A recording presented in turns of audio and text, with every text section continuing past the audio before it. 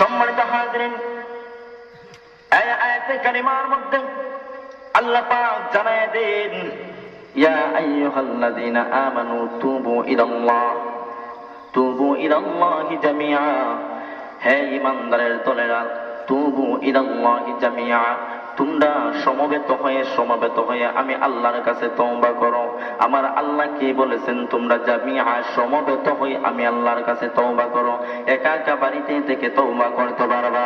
আমার আল্লাহ বলেছেন সমবেত হয়ে। কারণটা কি? এই আজকে মাহফিল হচ্ছে, সবাই এই জায়গার মধ্যে সমবেত যদি হয়, এই জায়গার মধ্যে হয়তো আল্লাহর প্রিয় একজন বান্দা থাকতে পারে, বা জান চিল্লায় বলেন ঠিক কিনা?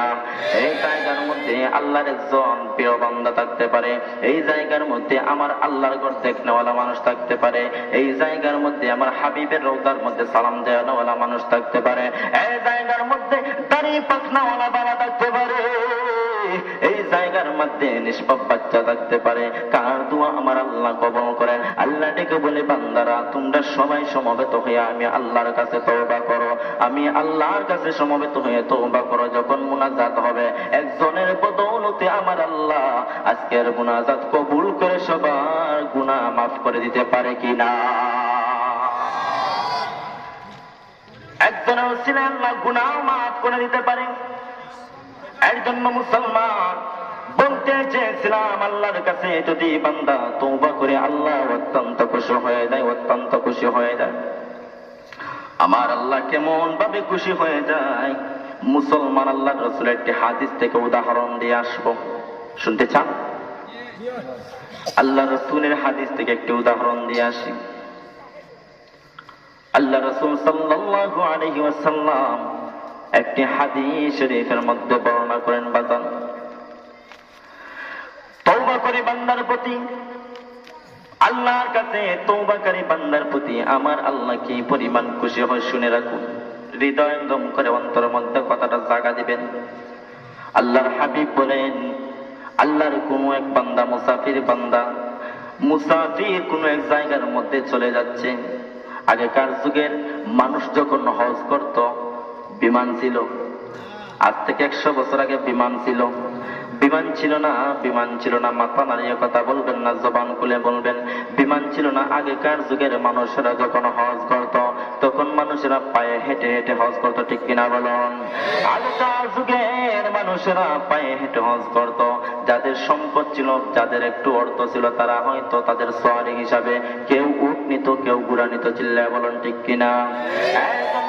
এইরকম আল্লাহর একজন প্রিয় বান্দা, সে মুসাফির অবস্থায় একটি উট নিল, তার সঙ্গী সাথী হিসাবে একটি উটকে যুক্ত করে নিল। সেই উটের সওয়ারির মধ্যে তার খাবার যা কিছু আসে সেই উটের সওয়ারির মধ্যে, এবং কিছু পানি জাতীয় সরবরাহ সব কিছু উটের সওয়ারির মধ্যে। সেই আল্লাহর বান্দা যখন পথগুলো অতিক্রম করতেছে, গভীর মরুভূমির মধ্যে অনেক রাত্র হয়ে গেছে, গভীর রাত্র হয়ে গেছে, অন্ধকার। বান্দা কোন দিকে যাবে আর কিছু বুঝতেছে না। সেই আল্লাহর বান্দা ভাবলো, রাত্রিবেলায় জায়গার মধ্যে আমি কাটাইয়া দেই। সেই রাত্রি ওই জায়গার মধ্যে কাটানোর জন্য আল্লাহর বান্দা তার উটটা যে ছিল গাছের মধ্যে বেঁধে রেখেছিল। গাছের মধ্যে বেঁধে রাখার পর সেই উটটি এসে ঘুমিয়ে পড়ে গেল। হঠাৎ করে আল্লাহর বান্দার ঘুম ছেড়ে গেল। ঘুম ছেড়ে যাওয়ার পর দেখা যায় সেই যে তার ভরসাটা ছিল উট এবং খাদ্য সরবরাহ, সেই উট নাই, খাদ্য নাই, কোনো কিছু নাই।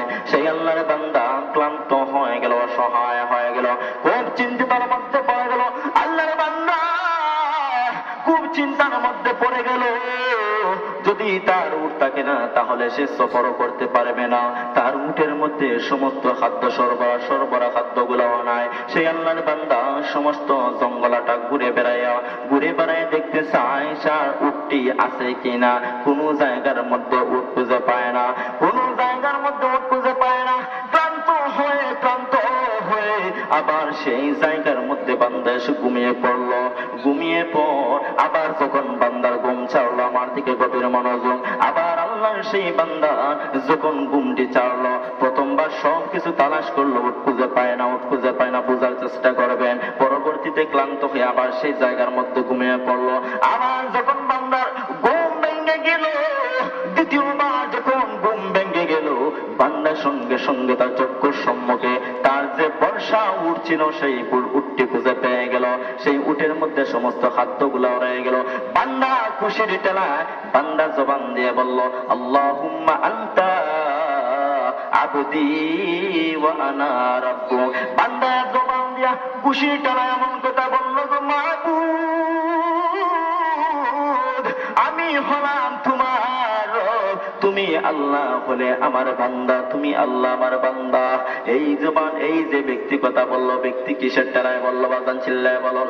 ব্যক্তি খুশির টেলায় বলেছে। কিসের টেলায়? খুশির টেলায় সে বলতেছে, এমন কথা বলতেছে, মাবুদ, তুমি হলে আমার বান্দা, আমি আল্লাহ হলাম তোমার রব। আমার হাবিব জানায়া দেয় রে আমার উম্মতের দলেরা, শুনিয়া রাখো, শুনিয়া রাখো, শুনিয়া রাখো। আল্লাহর ওই বান্দা যেইভাবে খুশির টেলায় বলছে, গো মাবুদ, তুমি হাবিব জানায়া দে তার চাইতে দ্বিগুণ বেশি আমার আল্লাহ তওবাকারী বান্দার প্রতি খুশি হয়ে যায়।